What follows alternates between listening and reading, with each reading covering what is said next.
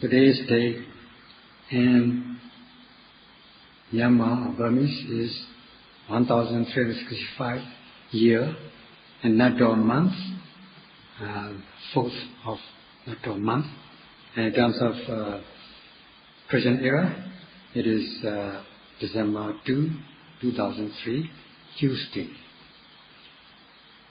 So today will be the beginning of the discourse at the 10-mile Forest Meditation Center at the 60-day special retreat. Yesterday was just opening. Today will be the beginning of the main discourse. Last year, Sayadaw has given a talk on the 6 Saraniya Dhamma, which is extracted from the middle saying, Majjhima Nikaya. And after that, he announced to the yogis last year that he would give a talk on the topic, namely Mahapicchapakana Dhamma, that is the great reflection. This year, next year, this year. So, Sayadaw is to give you a discourse this year on this topic, namely Mahapicchapakana, the great reflection. However, there are new yogis, both from this country and also from abroad, so that if this topic is given straight away, it may be difficult for them to understand. So, Sayadaw was thinking about a topic which is related to the practice, both suitable for both the internal and external yogis, for those who have cultivated knowledge, and also it will be suitable for those who have not cultivated knowledge. For this reason, before we start the main topic on Mahapicchapakana Dhamma, in the beginning, we would like to give a suitable topic, namely the topic of controlling faculties, which is related to their practice, both for internal and external yogis. So this will be the topic for today.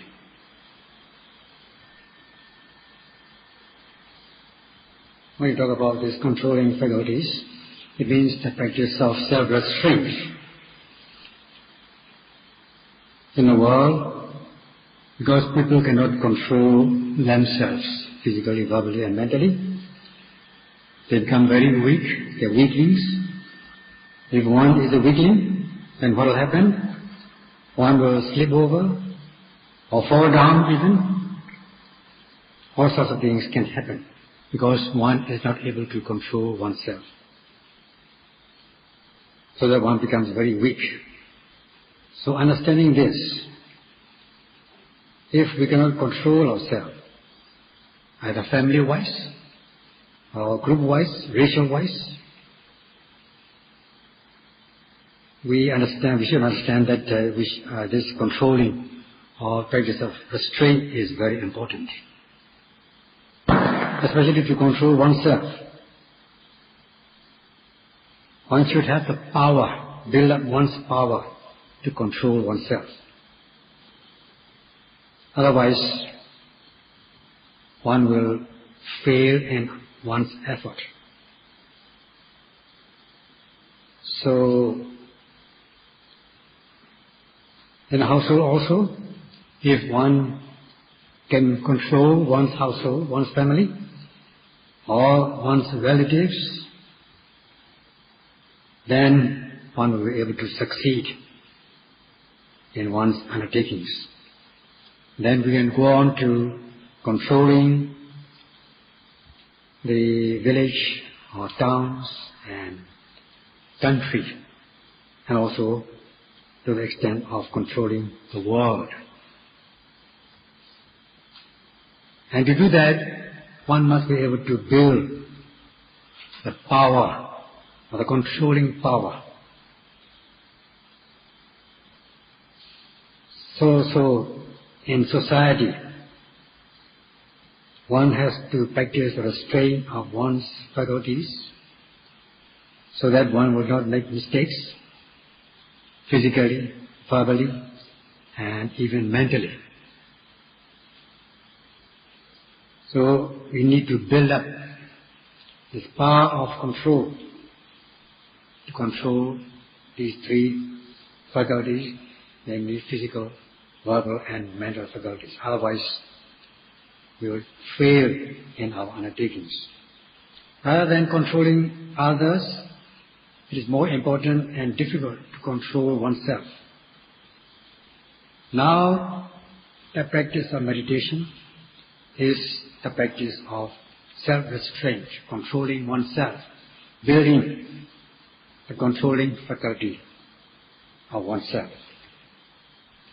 One should build up this controlling faculty if one does not possess these powers, and even if one has already in possession of controlling faculties, one should be able to develop it, enhance it, sharpen them, so that it becomes very powerful and becomes very satisfactory. It is known in Pali as Indriyas, controlling faculties, which means controlling faculties, or they are dominating factors, overwhelming factors, or overpowering factors. Power in Pali is given as bala. So when these two things are combined, control, the power and control, it becomes controlling power or controlling faculties. When you have the power, you'll be able to practice these faculties, control of faculties. So the two are different in wording, but same in meaning. The controlling power is the main thing. In the world, because there is no controlling faculties, controlling power, one is subject to doubts about the realities, so that one makes mistakes. In a sense, one cannot avoid unwholesome deeds by body, speech and mind, because one cannot control oneself. And also one cannot practice to do wholesome deeds by body, speech and mind.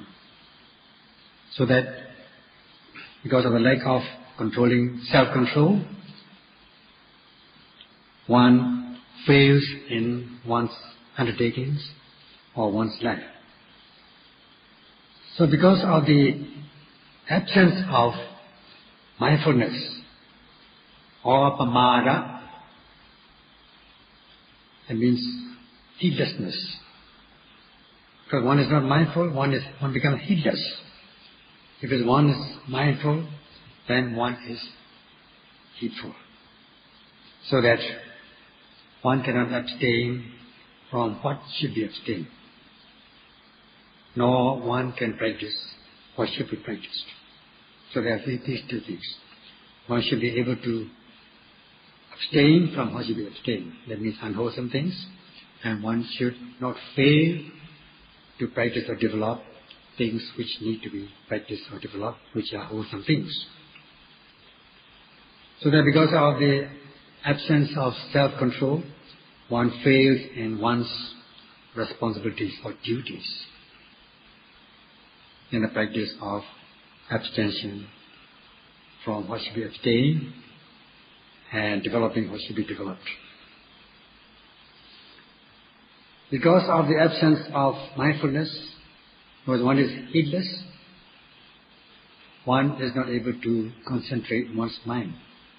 so that one's samadhi, concentration, becomes weak,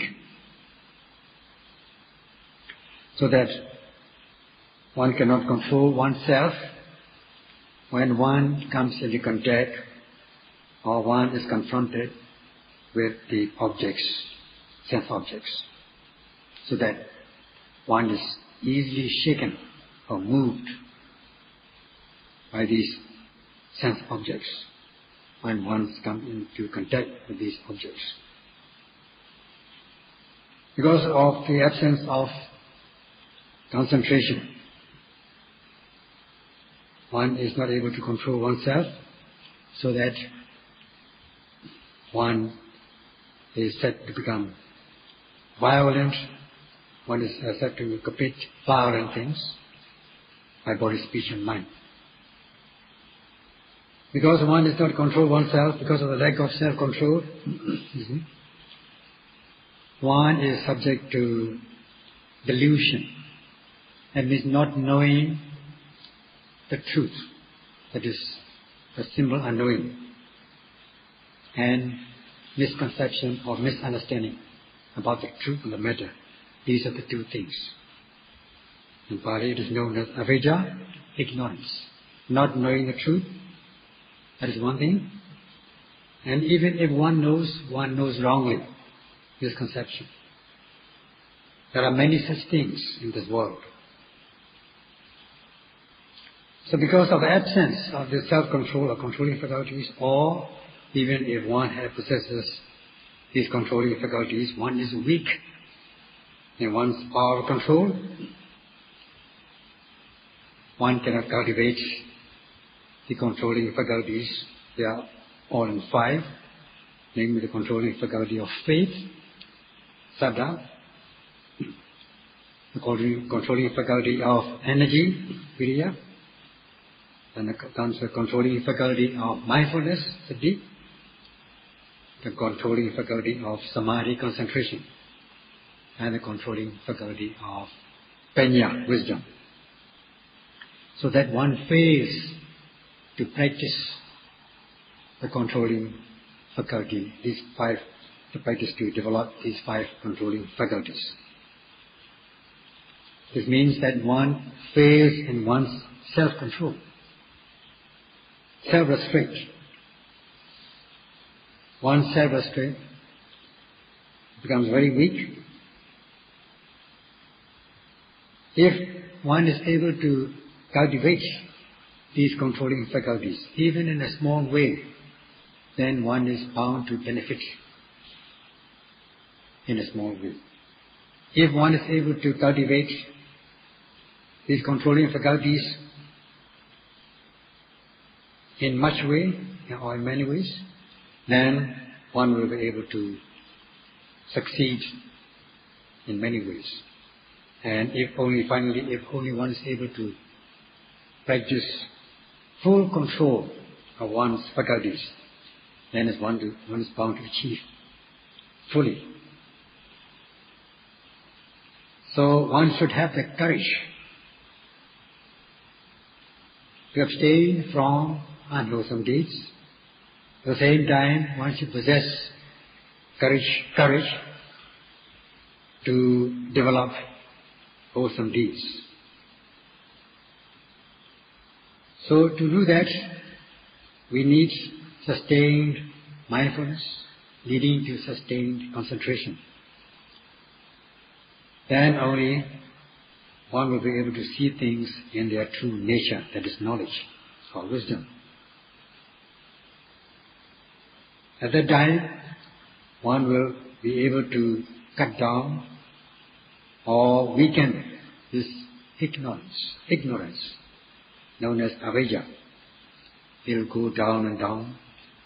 Avijja will become weak and weaker and weaker, so that a time will come when there is no more ignorance in you. As you cultivate wisdom or knowledge, you will overcome these 2 kinds of ignorance, 2 kinds of avijja, namely not knowing the truth, and even if you know wrongly. and this will be overcome.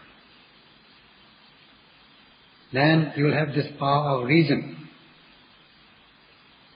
power, prudence. As you cultivate sati samadhi, controlling power of this sati samadhi, mindfulness and concentration, then you'll be able to control your physical, verbal, mental behaviors, so that there will be no mistake, there will be no wrong deeds. And if only you are able to practice to realize the path consciousness, so that is the first path at least, become Anapana, then you'll be able to succeed in your self-control. So, it is necessary to control these three faculties, three things, namely physical, verbal, mental behaviors, so that there will be no mistakes, there will be no wrongdoing. If you are able to succeed in this knowledge of control, then you will be able to practice self-restraint. This means that you are winning over yourself, self-victory. And after self-victory, you can go on to helping your society to become victorious. And indirectly, by self-control, by winning yourself, indirectly you will be working for the welfare of the society, for others.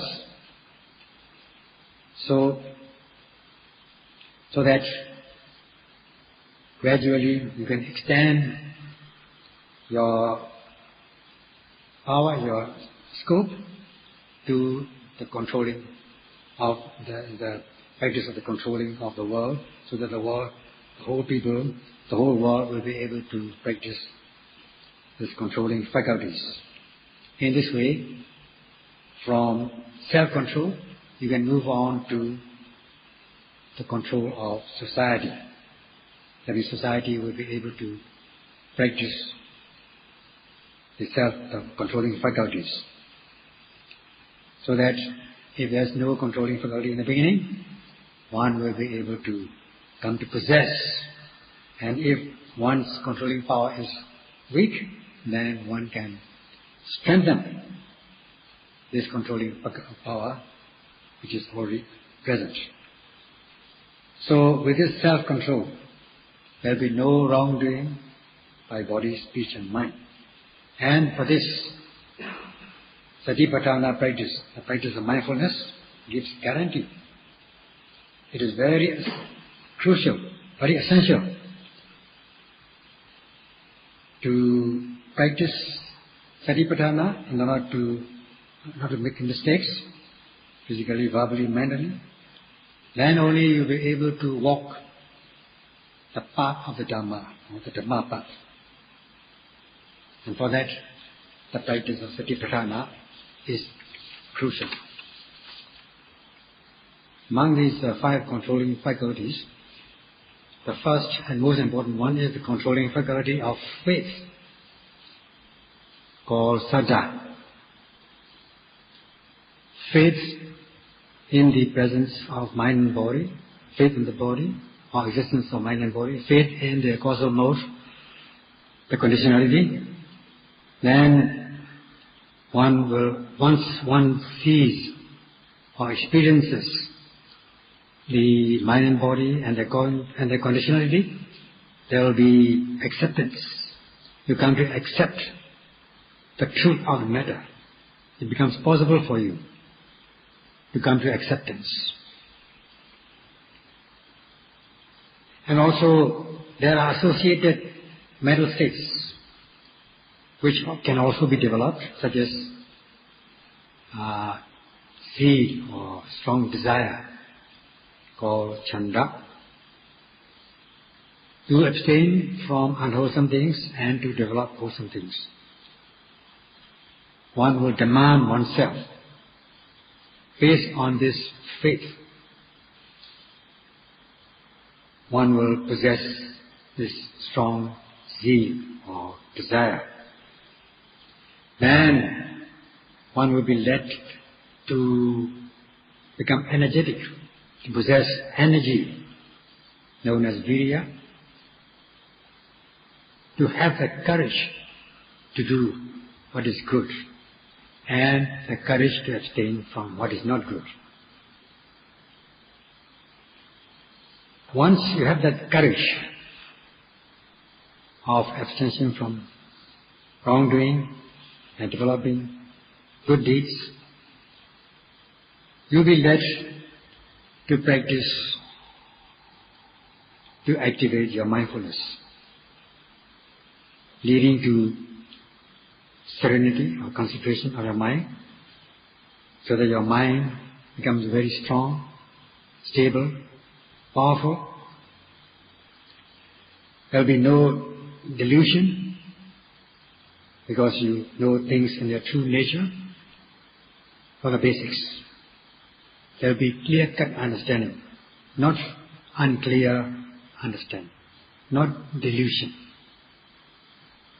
There will be clear-cut and clear understanding. And with them, there are also other associated mental states which accompany them, which accompany these controlling faculties. And they will also be able to combine their forces with these controlling faculties in order to practice the dominance, the dominating power, in order to enhance your dominating power. It begins with the controlling faculty of faith, or saddha, to reach acceptance of what is right. And that's why we call it the controlling faculty of faith. Once you have this dominance, the dominating power of faith, there will be no distraction about the truth of the matter. You will not be shaken by this about the truth of the matter. Your mind will become very determined about the truth of the matter, leading to virya, energy. In order to develop wholesome deeds, the power of energy also will become evident. That is the controlling faculty of energy. And as much as you possess the controlling power of energy, your controlling power of mindfulness also will become very evident. You'll be able to activate your mindfulness as regards the object of attention, the object of meditation. As you are able to activate object as they arise, without missing them, without overshooting them, so that there will be no distraction, your mind will fall calm and collected on the object of attention. Thus, mindfulness, as much as your mindfulness is powerful, your concentration also will become very powerful. And there will be no distraction of your mind from the object of attention. Your mind will not be moved away. There will be no wavering of your mind from the object you are noting. That means you are penetrating your object of attention. Once you penetrate your mind into the object of attention, there will be no distraction, no moving away, no missing of the object, so that the mind is said to become very stable and strong. Such is the power of control. Because of the strength of the controlling power of the the beginning or the aforementioned mental states such as Saddha, Virya, and so on, you are able to see things in their true nature, such as the mind and the body, nama rupa, and their conditionality, so that you will be able to overcome your delusion, doubts. Instead, there will be clear-cut understanding that there are only this mind and body, and they are conditioned. That means the state of conditionality of mind and body. Like you hold an object in your hand, on the palm of your hand. When you hold an object on your palm, on the hand, then you see this object very clearly, rather than imagining that there is this object elsewhere. Once you possess it in your hand and look at it, it becomes very clear, because you are seeing it in front of you, very obvious. So also you will be able to overcome your ignorance, that is, not knowing the truth, knowing wrongly.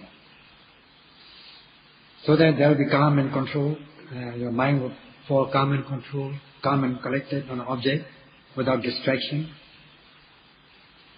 Once you are able to cultivate knowledge, wisdom arises like flowing like a current.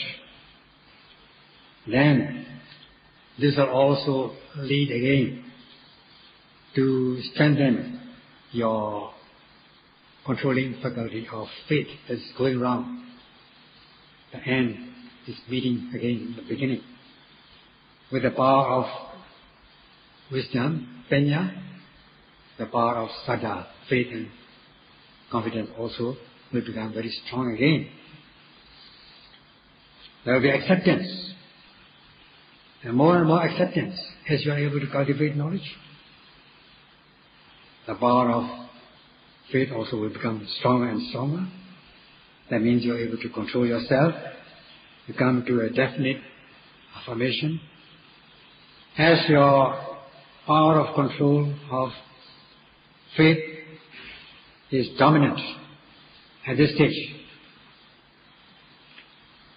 you are able to possess this power, the love, the real power, self-power.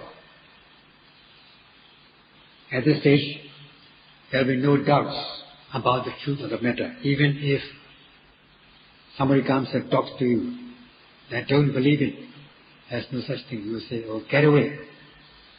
I have faith in me. I believe it. That sort of thing.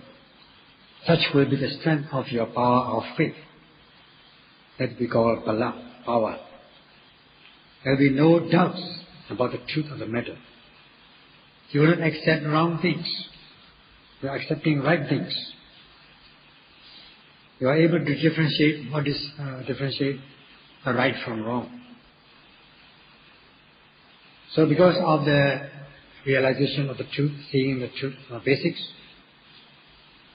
your controlling faculties also will become strengthened, more and more strengthened, such as the power of mindfulness, the power of concentration, and the power of wisdom by stages.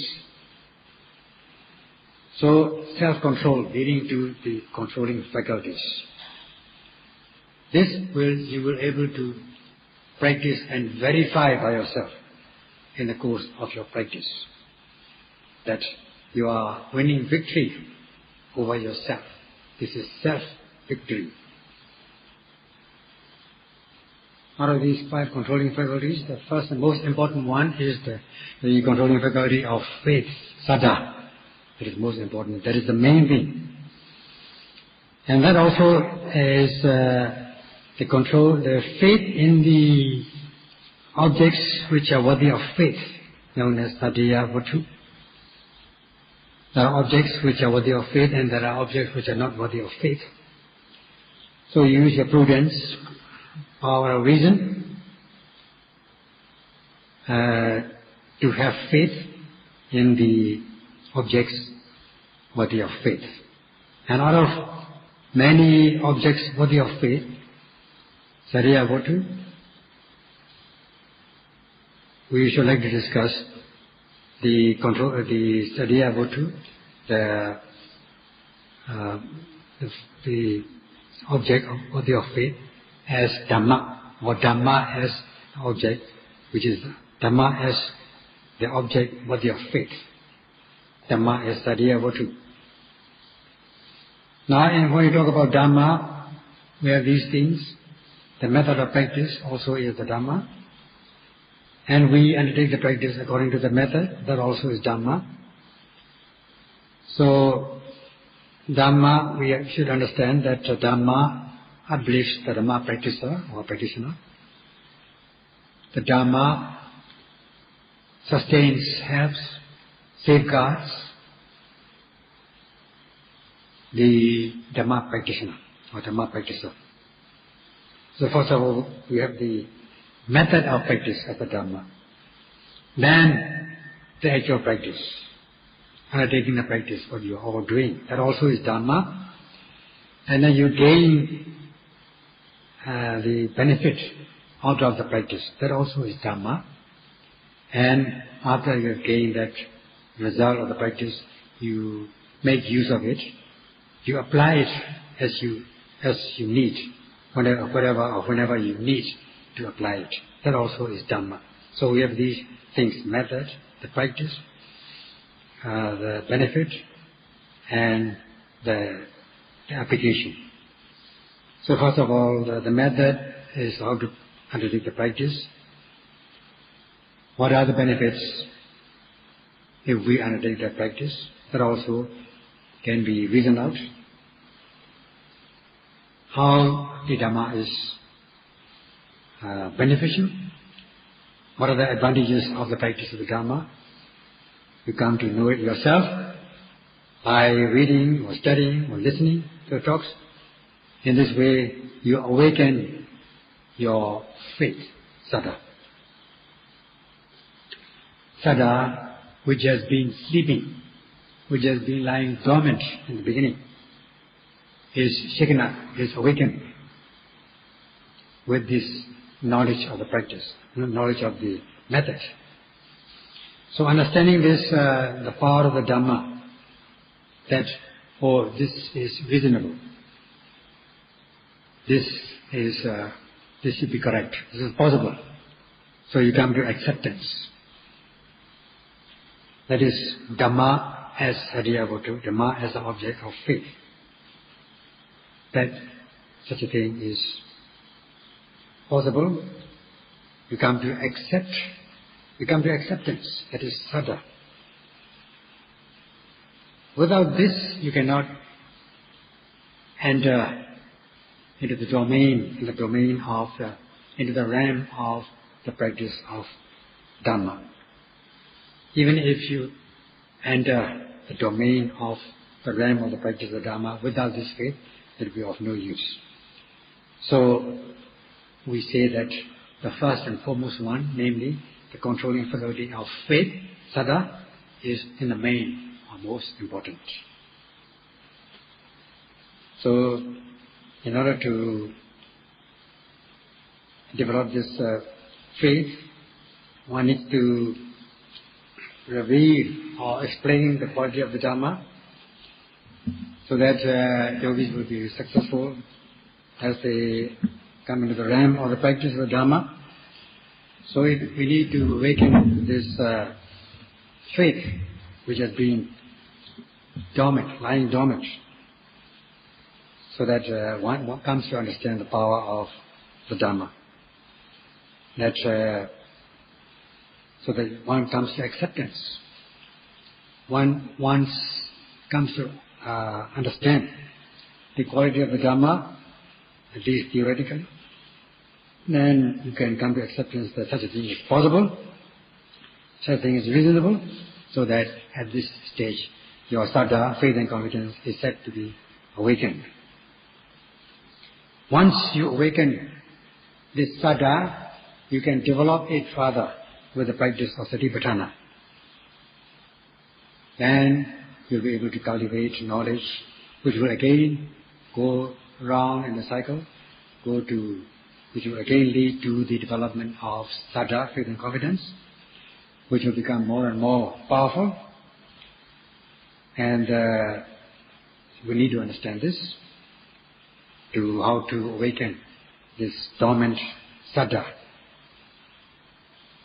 If somebody is asleep, then you cannot expect that person to do anything. He or she will be just sleeping or snoring or dreaming. You cannot expect him or her to do anything.